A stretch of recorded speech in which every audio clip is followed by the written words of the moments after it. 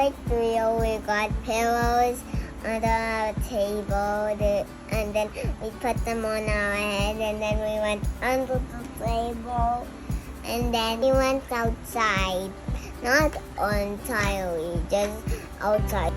So we will go under the table, get a pillow, and cover your head with it, and then go outside. That's what we did.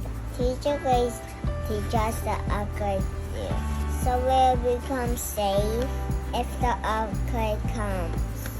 Like, does any natural disasters happen here? Yeah, that's why we practice the earthquake drill. Hope you learn from me, children. Always listen to your teacher so that you will be safe and learn. Thank you so much for watching, guys. Don't forget to subscribe to my channel. Bye. Learning is fun. Learn with Nick.